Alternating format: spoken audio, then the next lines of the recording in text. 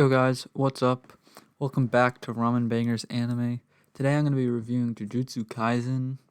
It's just finished the first season, just finished airing. I haven't read the manga yet, so I'll only be talking about the first season. So before we get into it, don't forget to leave a like and subscribe and stay notified for future videos. So first of all, if you haven't seen this series, definitely recommend it, especially if you're into shonen like My Hero, Demon Slayer, stuff like that.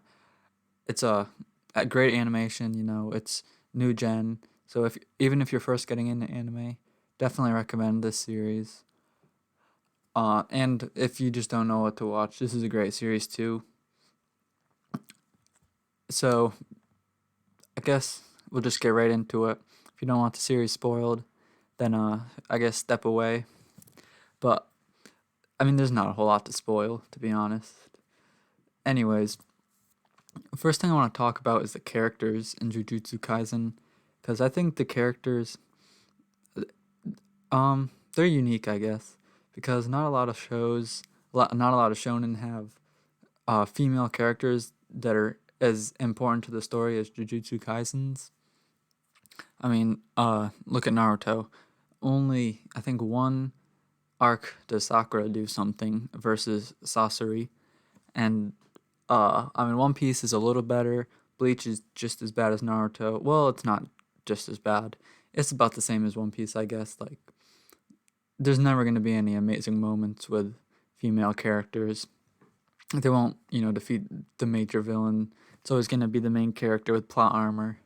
But Jujutsu Kaisen, in the exchange event arc, I think there was about 6 or so female characters, and each one of them had a very important role, and each one took out, well, they were against each other, but each one of them had at least their own fight and their own great fight also. So I think that the usage of female characters in this show is really good, and it's just something fresh, I guess. If you are used to a shonen that don't really deal with any of the female characters that much. I mean, they're always there, but they're usually just not important characters. The other thing about this series is that while it is a shonen, I wouldn't say it covers dark themes. It's no berserk, but it I mean, it's dark, but it's not like scary or anything. The one thing I will say is that I was really surprised. I forgot his name, but the character from like the second arc, the around I think the arc ended at episode 12, when he actually died. That surprised me because I mean he was a great written character and everything, great backstory. I was really surprised when he died, because usually in Naruto, like no one dies really. I mean, a very few characters die and they're all important deaths. But usually if it's an unimportant character or just like a side character, they won't just kill him off. And like the same thing with Bleach, like no one really dies. One Piece, very few characters die, and when they do, it's only to push the plot forward. But so yeah, this one was kind of took me by surprise as far as a shonen killing off an important character that's not extremely important, just a side character, but important to the overall arc. And it didn't like carry a lot of weight. It just kind of further proved that the bad guys were serious, and it kind of does bring like a sense of seriousness to the series. Because I mean, when I'm reading Bleach right now also, and I know that no matter what, in the end, Ichigo's always gonna win every fight. He has plot armor. All his friends are gonna be saved. I mean, that's what's happened so far, and I'm more than halfway through the series. I only have like one arc left after the one I'm on. But it's different for Jujutsu Kaisen because the main character doesn't. I guess he doesn't always win, and like he always wins, but it's never always like a absolute victory. Like Yuji is the main character, that guy right there, but he doesn't necessarily always get like a total victory. Like people die, not everything works out for him. I wouldn't say he has major plot armor or anything. So I do like that about the series also. Animation, I'll just go to that next. Animation was really great for this series. I had no complaints about it at all. I don't really care about animation, but it is refreshing because I'm watching a lot of classics, or trying to get all the classics out of the way, and it's pretty refreshing to see such good animation every once in a while. And this is a series that does have that great fight scenes and plenty of memes to be made out of the fight scenes. But so animation, uh, sound. I'll say the soundtrack, or at least the first opening, definitely on my playlist. That's already, I think, become a classic opening. Seen it in lots of videos. But I did like the first opening and ending. The second ones weren't quite as well as the first ones, but they were still pretty good. I think I liked the second ending quite a bit. So as far as the overall story, um, I think that's, well, that and the main characters. I'll get into that in a minute. Were kind of weak to me.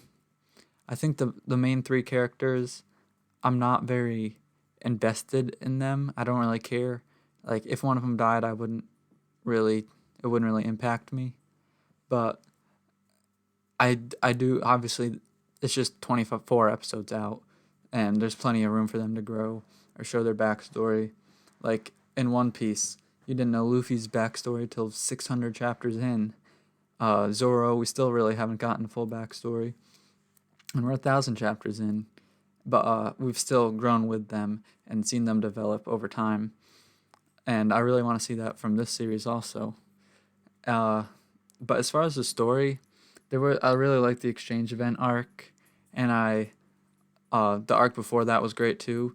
The final arc, the last 3 episodes, they seemed, I thought they were really gonna go into Megumi's background, but they kind of, it was kind of just another like random 3 episodes where they go to a town, exorcise some spirits, and I mean it was still good, great animation, and we learned a little bit about Megumi's background, but I wanted to see him shine in that arc, and I didn't feel like we really did. But as far as the exchange event, that's easily my favorite arc, and it's because of one man named Toto. So Toto is he's in one of these pictures, but he I really like how it took he's kind of like was set up to be the Gara of the arc, or of the show. The guy who, comes in, is completely, there he is. He's looks overpowered. He looks like he's kind of a villain. They set him up to be one, definitely. But then once he meets Yuji, they become like best friends. They just have great chemistry, like right off the bat. And it kind of threw me for a loop because I thought he was going to be like a villain. But when I saw that he was actually like, I mean, he's hilarious also. Then when I see how well he works with Yuji, I really like that. And I always like hearing him call him his best friend. The way they say it in the sub is always funny. But yeah, he's probably my favorite character in the whole series. I do like Gojo Sensei also. He seems sort of like a rip-off Kakashi though. Like even his design, there he is. Even his design, he wears a mask, and he always shows up and saves the day. Uh, so in that way, I guess he feels like a rip-off Kakashi, but I mean, they have different powers and everything, and but they're pretty similar characters, and I feel like the main three, or I guess the main four, including Gojo, of this series, are pretty resemblant of Naruto's, like main squad, Team 7, except for Sakura. Uh, the female, I forgot her name. I'm stuck with names. No Nobara is her name. I feel like she is a much better character than Sakura, even off of just 24 episodes. The Sakura, as I said, did nothing the entire series other than be used as a puppet to defeat Sasori. She couldn't even do it herself. She had to become a puppet, basically have someone else control her so she could beat Sasori. But Nobara has definitely She's also pretty funny, but she's definitely shown as a character. Um, I believe that's everything that I wanted to cover. Oh, there is, I guess, one more thing. So I've mentioned that it's a shonen, and as far as my final score, I'll say this about it.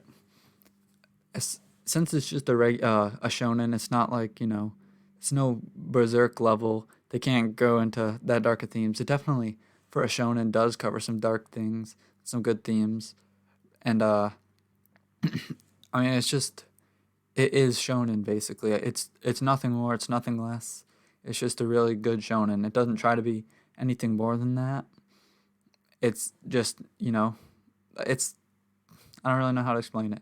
Okay, One Piece is a shonen, but it's so much more than a shonen.